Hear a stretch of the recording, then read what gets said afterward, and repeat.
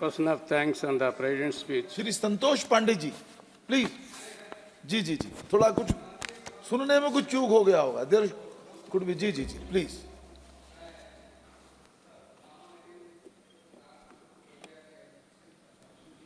खड़ा हुआ हूँ और अभी मैं मेघालय के माननीय सांसद जी को भी सुन रहा था। मैं उस पर कुछ नहीं कहूँगा, किंतु इतना तो अवश्य कहूँगा कि पूर्वांचल के उन प्रदेशों में कहा जाता था कि Mizo for Christ, Meghalaya for Christ, और अनेक प्रकार की बातें वहाँ से आती थी और पूरा देश भी उसको सुना है और जानते हैं कि वहाँ स्थितियाँ किस प्रकार से थी। आज जब इस देश में राम की बात हो रही थी तो कुछ ऐसे ही लोग कहा करते थे कि हमको तो आमंत्रण नहीं मिला है। जब आमंत्रण मिल गया तो बहानेबाजी करने लगे, उसके बाद फिर वे विमुख हो गए। और इसके पहले भी वो कहते थे कि इसे धर्मशाला बना दो, इसे विद्यालय बना दो, इसे शौचालय बना दो, अनेक प्रकार की कहने वाले लोग। और आज जब बन गया, किसी कवि ने कहा था कि तू पूछ अवध से राम कहाँ, वृंदा बोलो घनश्याम कहाँ, वो मगध कहाँ मेरे अशोक, वह चंद्रगुप्त बलवान कहाँ। किंतु अब आ गए हैं राम और वृंदा में भी आने वाले हैं, इसमें कहीं कोई दो मत नहीं है। क्योंकि इस देश की पहचान यदि कहीं है तो गंगा से है, हिमालय से है, कृष्ण से है, शिव से है, राम से है। ये कहने में कोई संकोच नहीं। राम भारत की आत्मा है, राम जीवन पद्धति है, तो राम भारत की पहचान है। राम जैसा पुत्र, राम जैसा भाई, राम जैसा राजा, राम ही आधार है और राम ही विचार है। जन जन के मन में राम रमे, हर प्राण प्राण में सीता है। कंकर कंकर शंकर इसका, हर श्वास श्वास में गीता है। जीवन की धड़कन रामायण, पग पग पर बनी पुनीता है। यदि राम नहीं है श्वासों में तो प्राणों का घट रीता है। ये भारत की पहचान है और जो 500 वर्षों बाद ये सम्मान मिला है। और जिस प्रकार से सबके ऊपर, राजनीति के ऊपर जैसा राजदंड होता है और सेंगोल सामने सामने और महामहिम जी आई, और जिस प्रकार से जब वो बोलने के लिए खड़ी हुई तो वो सम्माननीय प्रधानमंत्री जी को वो वाक्य याद आ गए, नारी तू नारायणी, यत्र नार्यस्तु पूज्यन्ते रमन्ते तत्र देवता। वास्तव में नारी को सम्मान दिलाने का काम और एक लंबे समय बाद यदि कभी कहीं हुआ है तो माननीय नरेंद्र मोदी जी के शासन काल में हुआ है। ये कहने में कोई संकोच नहीं। मैं ये कहना चाहूँगा, नारी शक्ति का सामर्थ्य बढ़ाने माननीय नरेंद्र मोदी जी की सरकार ने हर क्षेत्र में काम किया है। इस वर्ष गणतंत्र दिवस परेड में नारी शक्ति की झलक परेड में देखने को मिला ही। कदम से कदम मिलाकर चलती सामर्थ्य की झलक हम सब ने देखी है। रानी लक्ष्मीबाई, दुर्गावती की वो पंक्तियां याद आ जाती है कि गुमी हुई आज़ादी की कीमत हमने पहचानी थी और खूब लड़ी मर्दानी, वह तो झांसी वाली रानी थी। जाओ रानी याद रखेंगे यह सहस्त्र भारतवासी, तेरा यह बलिदान जगाएगा स्वतंत्रता अविनाशी। इस प्रकार से माननीय मोदी जी की सरकार ने जल थल नभ और अंतरिक्ष हर तरफ बेटियों की भूमिका का विस्तार किया है। हम सब जानते हैं कि महिलाओं के लिए आर्थिक स्वतंत्रता के मायने क्या हैं। महिलाओं की आर्थिक भागीदारी बढ़ाने के लिए निरंतर प्रयास किए हैं। आज लगभग 10 करोड़ महिलाएं स्वयं सहायता समूह से जुड़ चुकी है। इन समूहों को 8 लाख करोड़ रुपये बैंक लोन और 40,000 करोड़ रुपये की आर्थिक सहायता दी गई है। हमारी सरकार, माननीय नरेंद्र मोदी जी की सरकार 2 करोड़ महिलाओं को लखपति दीदी बनाने का अभियान चला रही है। नमो ड्रोन दीदी के तहत समूहों को 15,000 ड्रोन उपलब्ध कराने से आमूल चूल परिवर्तन आएगा। आज महिलाएं फाइटर पायलट भी हैं तो नौसेना जहाज की कमांडिंग भी कर रही हैं। विश्व में आज हर क्षेत्र में हमारा देश और अग्रणी भूमिका निभा रहा है।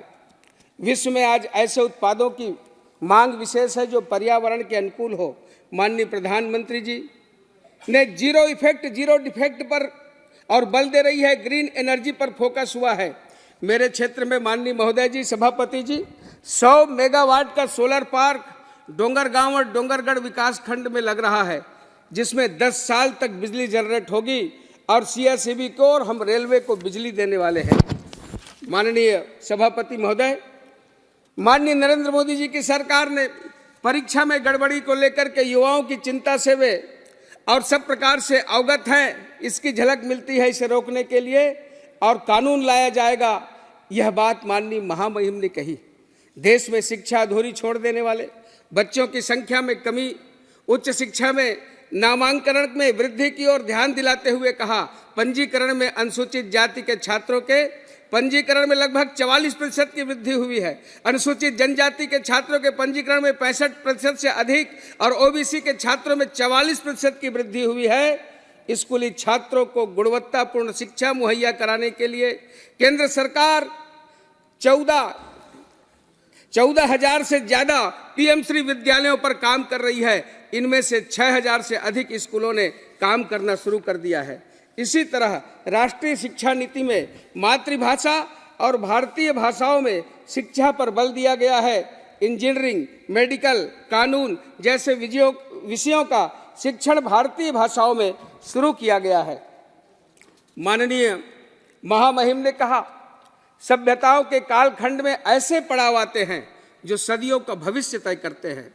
भारत के इतिहास में भी ऐसे अनेक पड़ाव आए हैं। जब दुनिया में उथल पुथल मची हुई है, ऐसे मुश्किल दौर में सरकार ने भारत को विश्व मित्र के रूप में स्थापित किया है। इसकी वजह से हम ग्लोबल साउथ की आवाज बन पाए हैं।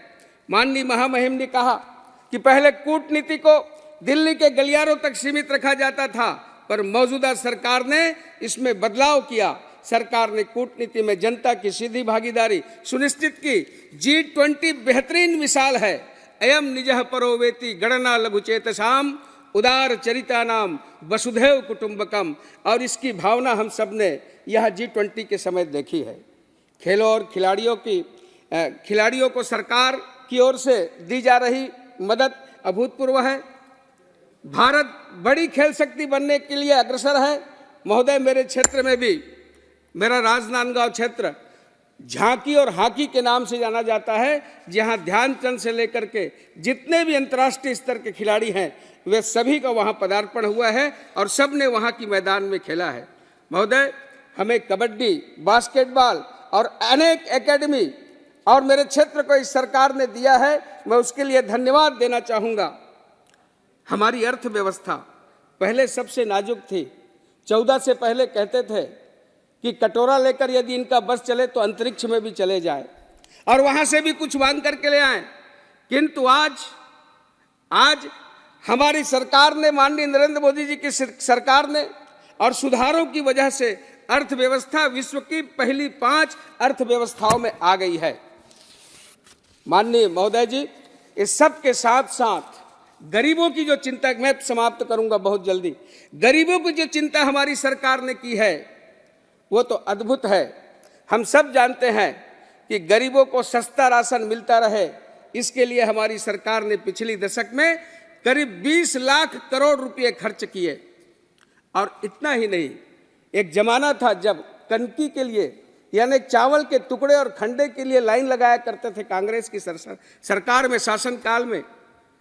कहते थे कभी वो दिन भी आएगा कि हम सुराज देखेंगे, दायरे हिंद में फिर हिंदियों का राज देखेंगे, और पेट में आएगी पेट भर रोटी, वतन में दाने दाने का न मोहताज देखेंगे। आज उसको दूर करने का काम और गरीबों की चिंता करने का काम, कोरोना काल में भी 80 करोड़ देशवासियों को मुफ्त राशन देने का काम यदि किसी ने किया तो हमारी सरकार, माननीय नरेंद्र मोदी जी की सरकार ने किया। अब इसे 5 वर्षों के लिए आगे बढ़ाया गया है। इस पर 11 लाख करोड़ रुपए और खर्च होने का अनुमान है। मैं अपनी सरकार को, जिन्होंने सब प्रकार से, चाहे किसान हो, युवा हो, महिलाओं हो, सब क्षेत्र में उन्होंने जो काम किया है उसकी जितनी सराहना की जाए वो कम है।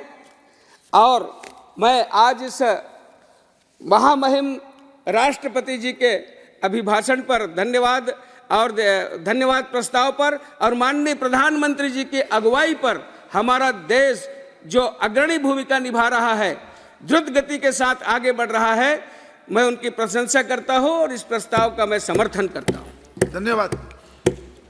श्री अब्दुल खलीक जी।